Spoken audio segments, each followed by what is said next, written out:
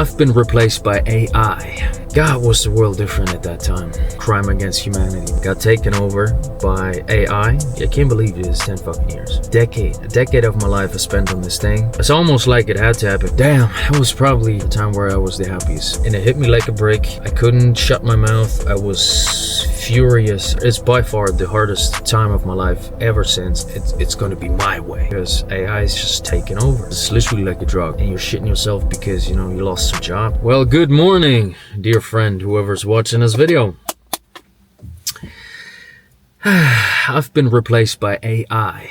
This is gonna be pathetic, but I'm gonna be brutally honest with you. Yesterday I found out that the job that I had for 10 years, a job that helped me out at the time when I got into it, which was ironically around the same time, but in 2016. God, was the world different at that time. Sometimes I imagine how it would be just to relive one day of that time again, just for the sake of it, But anyways, of course you can't have that. But at the time, it was a job that really saved me because it was a good pay. It was back in Russia. It was an international thing. It was remote. I could work from wherever I wanted. At the time, I was in a difficult situation in my life. The job helped out myself. It helped out my family at the time. I paid the bills of my dad. We could not only survive, but not look at the prices for foods and for gas, for whatever it was at the time. And it was also a huge blessing during Corona, because when Corona started and completely hit off and people were isolated and forced to work from home, or it was chaos. And I believe you remember how that was. It was a crime against humanity. But anyways, it was a huge blessing because I was already in the best place at that time. It didn't affect me at all. I didn't care too much while Corona, while this whole COVID thing took off, because I was already working remotely and stuff. And the best way I could describe it is multilingual data analyst, because I speak 3 languages, as I mentioned in the last video probably. I'm native in German and Russian because I was born in Siberia, raised in Germany. I lived half of my life in Russia, half of my life in Germany, and that's why I have those 2 languages. And also, as you can see, I'm pretty fluent in English, although I've never worked in any English-speaking country, not in the UK, not in the US, not in any other English-speaking country. But it is what it is. I learned it, worked for years as a translator in Russia, oral, written translations, all kinds of stuff, through music, through movies, been to places, spoke to people that many people will never speak to, and it was a great experience, or great experiences. I've even been on a military airbase in the Iraq, which was a profound experience for me. At the time, it was 2014. But anyways, due to the circumstances and events in Russia, it constantly kind of didn't pay off for me, this whole translation thing. And I found myself in 2015, 2016. I had to find something remote. I had to find something in the internet where I could have the freedom from working from wherever I want and have a decent pay. And this job came up, and it's one of those things, and this is why I'm saying it's actually pathetic, because it's literally like a drug. Because you get this comfort, you get this, at first it was challenging, it's hard to describe the job, but it's actually pretty boring. You have to analyze different sources, different value data, you see how it applies in a different locale, for example, from German sources, and then verify the data so that it appears correctly in English sources, and then appears in a very well-known search engine, whatever. It's a third company in between that I worked for. And over time, until this day, the tasks obviously got taken over by AI, and artificial intelligence is doing the same things I was doing now pretty efficiently, and that's why they cut people, and that's why I'm out of work as of today. And it's pretty pathetic because I got so used to this comfort thing, and I knew even back then that I shouldn't get used to it. And over all of these years, it's 10 fucking, I can't believe it is 10 fucking years. I can't believe it. But it has been a decade of my life I spent on this thing. And it's not like I didn't, see or look for or work for other opportunities, to get off this thing. But it's almost like it had to happen because, over this period of time, I started different things. I was into crypto. Maybe it's a lack of my character. Maybe it's a lack of my, I don't know, persistence or perseverance. I don't know what's the word in English. Maybe I was not stubborn enough. Maybe I didn't have it, in me. I don't know. But I started multiple things. I was getting into sales. At one time, I had a team. I was really getting off with this network marketing thing. And I know there's a lot of people that are resistant to it and say, oh, pyramid scheme, you're a scammer. It was not like that. It was a company in the health niche, really got some really good products, and it still exists. But the moment it really took off, 2020 or 21, actually 2021, which was one of the best years of my life, pretty ironically, but before the war in Ukraine, which is why I left Russia ultimately in March 2022, which was one of the hardest events in my life so far. It's by far the hardest time of my life ever since. 2021 was one of the best years, if not the best year of my life. I had a wonderful relationship. I was, you could say, in love. I, had this job going on, which I was doing from 30 to 40 hours a week. And then additionally, I was doing this network marketing business, the sales business, direct sales business. I had a team that was growing. I had passive income, because that team, those people were making sales all of the time. I didn't have to do anything for it. The money was coming in. I just had to grow it. I received a brand new car from the dealership, was a Toyota Camry. Yeah, it's not a Lambo. It's not a supercar. It's not like nowadays people are flashing on Instagram. But at that time, for me, it was my first own new car from the dealership. I earned it. Nobody else. The company I worked with, that I was doing sales for, paid for the car completely. All I had to do was just buy the gas, fill it in the tank, and just drive around and be proud of myself. And it was amazing. It was amazing. It was not much, in comparison to other people that are hyping on social media right now and all those 20-year-old millionaires and stuff. But for me, it was really something, and I was truly, truly happy. And actually remembering this time now, damn, it was probably the time where I was the happiest in my life. This was the peak of my experience, I don't know. Maybe it's pathetic to someone. I'm trying to think about that now, and I'm trying to be as humble as I can about it, because even though it was maybe for somebody not much, comparison is the thief of joy, they say, and it really is, because I value it now for real, because many people will not even experience that ever in life, and I had that, and I'm truly grateful for those memories, for those experiences, and it was really something for me. And the irony is, even at that time, I was very, very close. I already considered leaving the job, because I thought, this whole network marketing business thing and other, side income things would allow me to basically not do this job anymore. And this was actually the plan, just grow the team, get more passive income. But then the Ukraine war took off, and it hit me like a brick. And my relationships within the team and within people just got pretty bad, because we had differences in political views, and they were openly stating it.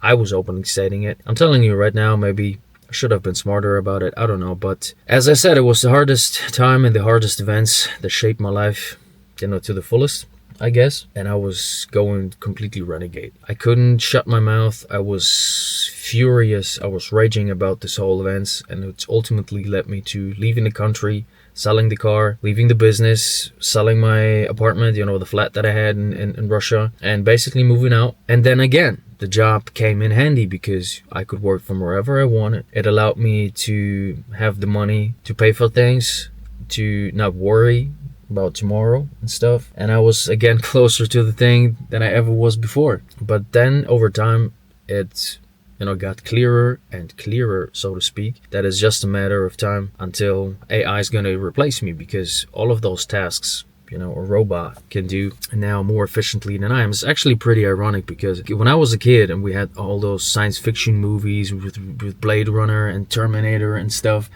everybody was thinking at the time, or visualizing a future where the robots would do all the mechanical work, all the heavy lifting and stuff. And we actually thought that all these creative tasks and the intelligence and stuff, that would come later, because it's such more complex and stuff.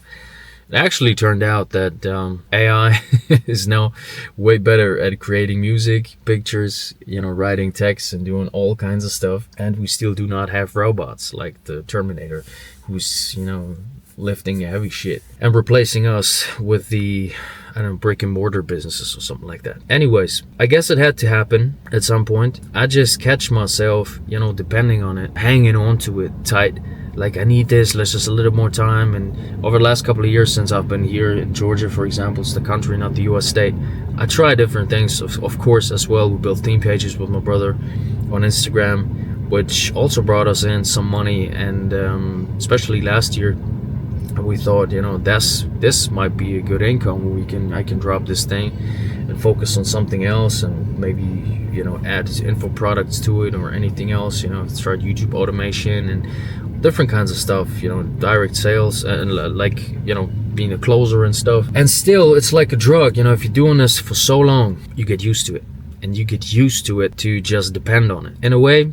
Especially as I mentioned in my last video, I got more, although I hate the phrasing, religious, I guess, but I find my way back to Jesus, especially over the last couple of months. I found my way back to faith, and I think it's pretty interesting that for the last weeks, for the last time, so to speak, I pray in the morning and in the evening time, and I express my gratitude, and I always say, Lord, may it be your will, not mine. Because this whole pride thing, and I want this way, I want it this way, it's basically disrespecting the Lord and saying, it's going to be my way. And I know there's a lot of information about self-talk and visualizing and speaking, things into existence. I get it, but at the same time, I'm a Christian. At least I try to be. I trust in the Lord, so to speak. And I think it's interesting that I say almost every day, may it be your will, not mine, that it finally happens. Maybe it's the man upstairs finally giving me this little push to do something else right now. I don't know, I just wanted to share that with you because I think there's going to be a lot of people like me who are doing a particular job. There's a lot of programmers, by the way, where I'm staying right now in Georgia. There was a lot of people from this whole IT area, IT niches, programmers, developers, whatever it is. And this is another thing. When I was younger, and over the last probably decade and the time before, everybody was talking about programmers and making good money, and I should have gotten into this whole IT thing and you would be set for life now. Turns out, actually, they are going to be out of work as well pretty soon because AI is just taking over. Maybe I should learn to do something with my hands now, but jokes aside, there's still enough to do. I'm interested in sales. I have a little experience in that because obviously, to build a team and to speak on stage and to convince people back, in the times when I was Russia with this whole network marketing thing, it takes some skills. And I really invested a lot of time in that stuff. Maybe this is something I'm going to look into. But ultimately right now I am focusing on my health, on my fitness. This is another thing I can imagine for myself pretty good. Maybe do something with fitness coaching. Although you might say the market is satiated with too many of them already. But I think there's one thing that gets more important by the day as we speak today. It is authenticity. And I've probably heard before that attention is the currency, attention is the currency. And people build a huge audience and make a living from it, a very good living of it, because they learned how to gather attention. But I believe now authenticity is what's being on the forefront, because anybody can create attention today. Half of Instagram, if I'm scrolling right now, is full with AI models and it's not even real people. So the ability to be authentic, be vulnerable, show yourself, not give a damn what people think, which is actually the thing that people are interested in and not just somebody who puts on a mask. I think this is getting more and more important because people got used to it, to hide behind a perfect life, a perfect smile, a perfect face, that this is becoming rare. And this is the interesting part. I guess this is what I'm going to do now. Create a lot of content. I have the languages. I have at least, I guess, some personality. As I said in the last video, now I've been to places, spoken to people, having lived through different events, in different countries. I can view the world through those lenses, through the Russian one, through the German one, because I have both passports. I lived in both societies. I speak both languages. I know how the people tick and function, what their peculiarities are, so to speak. And also I'm interested in the stuff that I'm interested in. I like to work out. I'm 37. I know how to get in shape. I was in 2023, due to some injuries, getting fat and lazy, disgusted by myself. Then I got back to a six-pack. And there's I think it's a lot of valuable stuff I could share, and this is what I'm gonna do. Maybe this is my sign from above. Follow my passions, to follow what I really like. Finally do it and not depend on something that had to end anyway, and the day is here. So, gotta be honest, it's literally like a drug. At first, when I received the message yesterday, I was kind of frightened, but then I catch myself and say, hey, whoa, what you doing, man? You're a grown-ass man. There are people blown into pieces right now in the world. The world is on fire. This is war. And you're shitting yourself because, you lost some job that you have done for 10 years and you wanted to exit so many times. You ain't got nothing to lose. You have everything to win. Even though I'm not 20 anymore, I don't have the shiny story from, nothing to something and having my Lambo at 22 years. I don't have that story, but I will have my story. I trust in the Lord. I'm trying to not to give in these little voices when you get up in the morning and, oh, you loser, you this and that, don't go to the gym, skip this, or now you lost a job, you're a fucking loser, and da-da-da-da. All those demonic little voices that are trying to, get you off your path. There has been too many of them in the past years. And after those events that we have lived through, I, my brother, my family, me specifically, it's not something that will get me off balance. I will find my way either way. And as I said, a huge thing for me is, the faith that I found too over the last couple of months. I know something will happen either way. May it be God's will, not mine. I will do what is necessary. I will do what I can, based on my abilities, on my mindset, and may be what it may be. As simple as that. Maybe we try this follow your passion thing right now. If you're watching this and you're in a similar situation, or you know that you're probably in a job or in your occupation or thing that is under the threat of AI, there's a bunch of opportunities. You can do YouTube like this one. You can get into sales. It's an interesting thing. I've been interested in it for quite a while now. You can do other stuff. There's a whole bunch of opportunities right now, and authenticity is the key word here. Maybe do something with your hands.